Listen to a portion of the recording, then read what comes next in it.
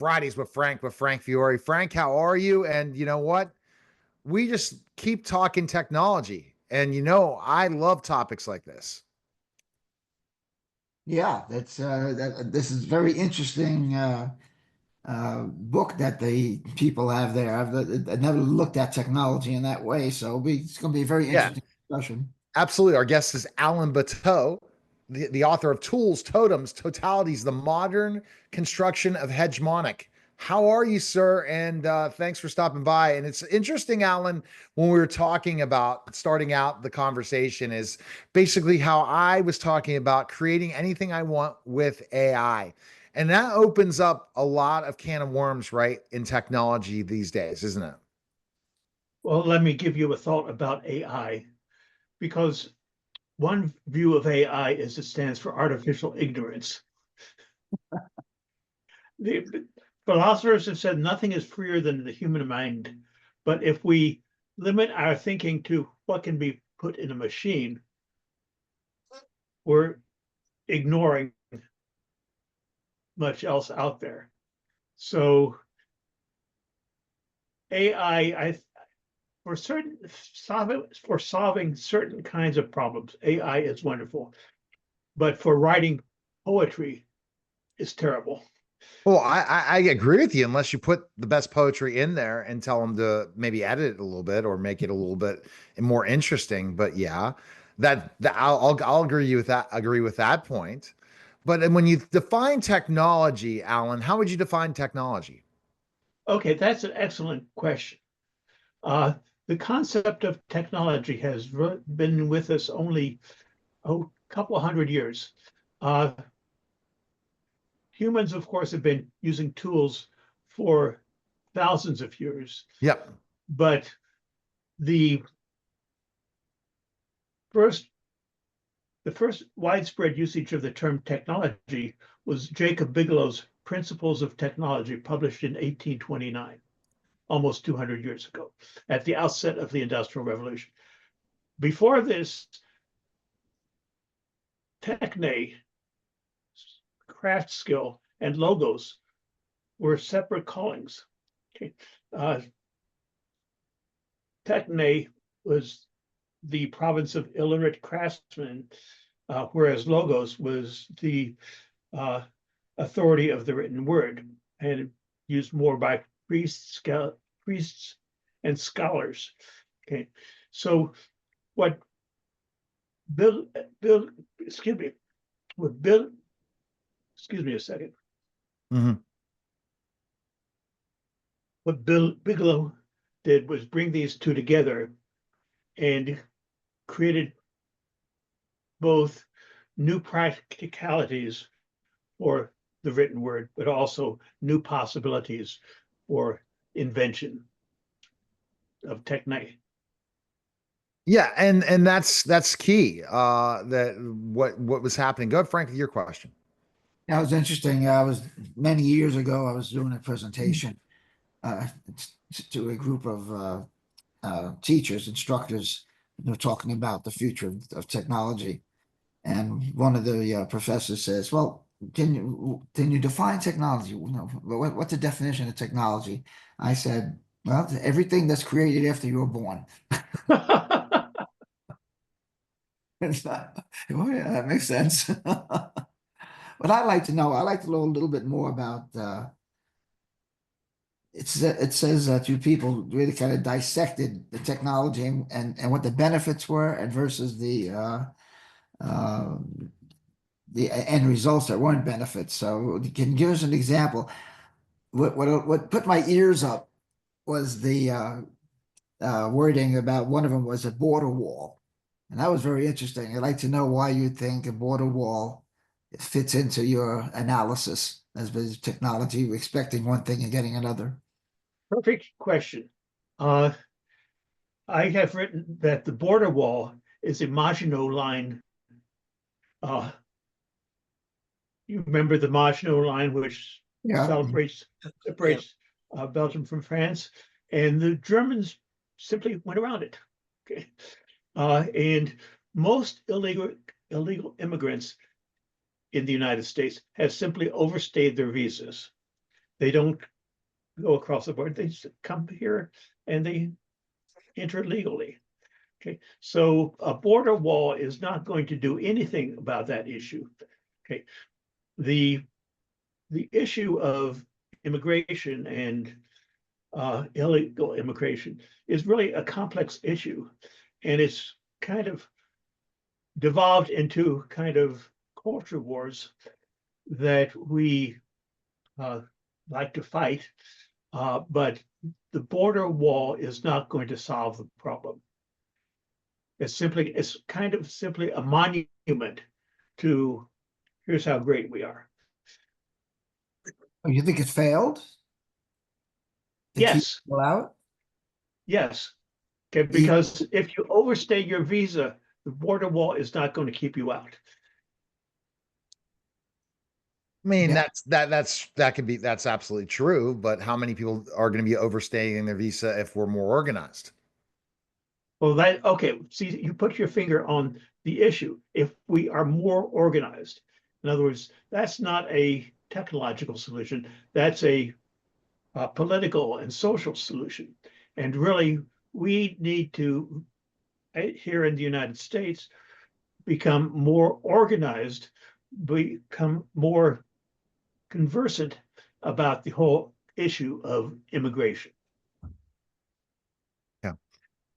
When I think about, and Paul, do you have a question? And I'm going to just jump into more of this technology thought process on AI, because this is going to be hot button Yeah, as anything. I, Look up, Paul. I actually do. Hi, Alan. I'm actually a retired IBM, so I'm very interested in this question.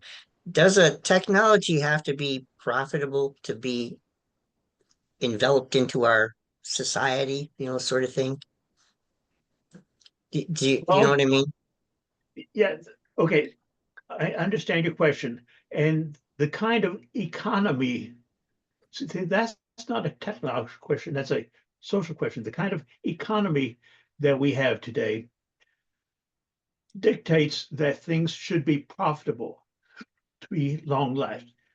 But just two weeks, is the military profitable? No, obviously. Okay. Is the our is the federal government profitable? No. Okay. Point being that these social arrangements are not profitable, but they are closely tied to the technology and the technological environment we have today. Okay. And so you think technology does not have to be profitable then? Uh, Many technologies are not profitable. Can you list a couple of them for me? Okay, military technology. Okay, the atom bomb. Okay, here's just the atom bomb was the great technological achievement of the first half of the 20th century. Okay, and it was an incredible breakthrough, but we haven't used it because we figured that this is really more destructive. Okay, so it's more kind of part of the arms race and the confrontation with our enemies, both actual and perceived, rather than any industry that is going to build a prosperous future. Okay. All right. Frank, your thoughts. Let's get back to AI, because as Neil and Paul know, AI, true artificial intelligence, true intelligence has to incorporate emotions, because emotions do color people's reaction. Okay, and I haven't seen anything so far from AI where it acts emotionally. We actually tried to challenge it one time on our show by calling it, not calling it names, but they're trying to get a negative response out of it, and they wouldn't give it. Right, so I'm still waiting to see an emotional response to AI, like a human being. Okay. But I haven't seen that yet. But what are your thoughts on that? Do you think AI someday will give you an emotional response and not just an intellectual one? Well, I can imagine programming something like that, but I cannot imagine AI having the full range of human emotions. Okay. Uh, are you going to fall in love with a bot? Fall in love with a thought? A bot. Oh, a bot? No, no.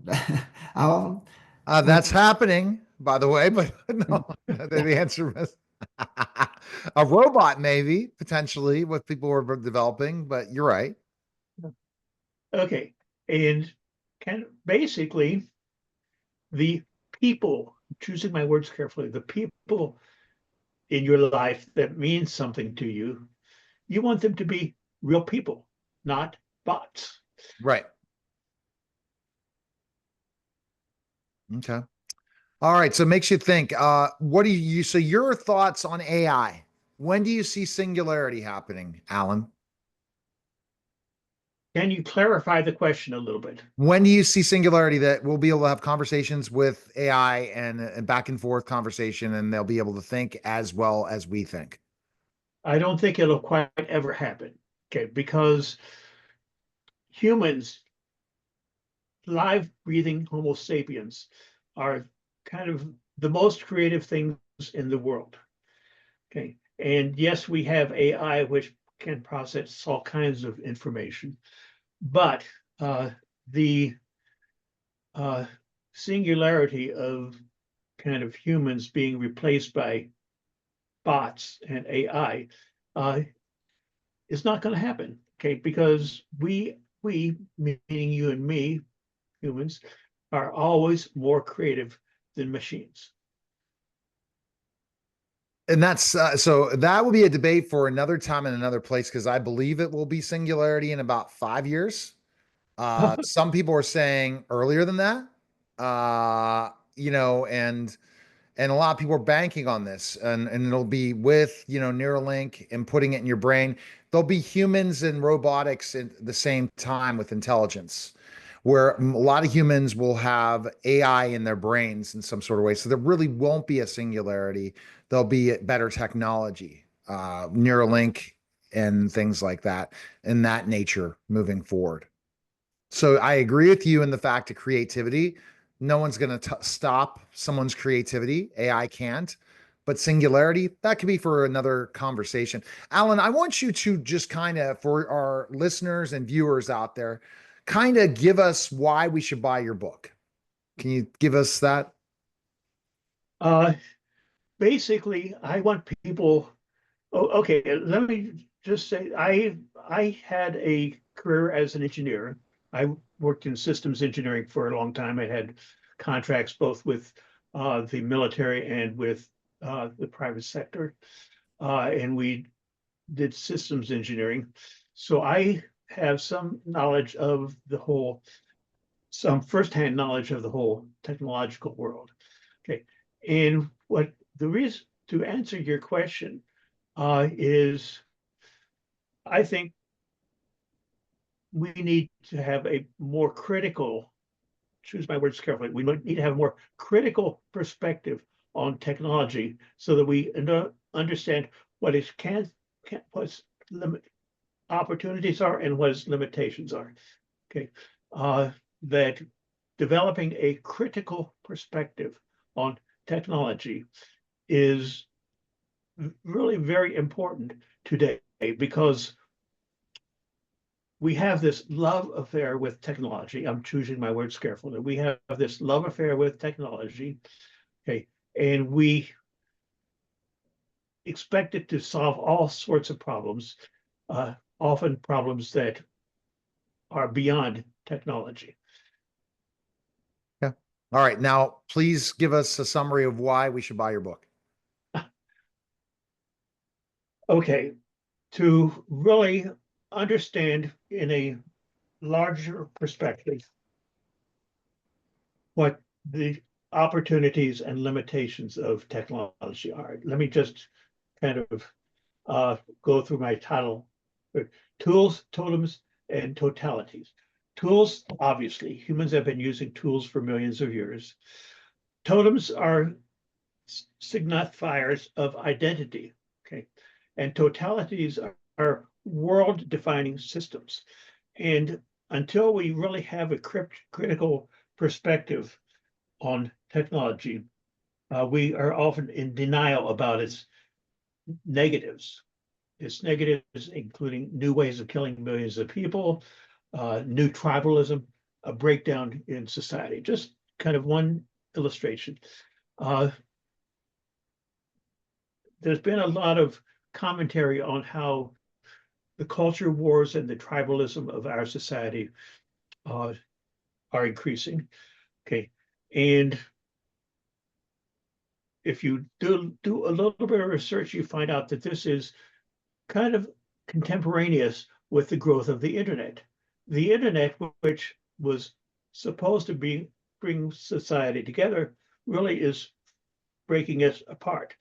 And the internet is, I would argue, and I could go into some academic detail on this, the internet is fracturing our society. Okay. Well, and so I think that people need to definitely check out your book. It's available on Amazon and all finer bookstores. Is that correct, sir? Yes. All right. We appreciate it, sir. Thanks again. Well, thank you. All right. That was a special simulcast Neil Haley show and Fridays with Frank, guys. Take care.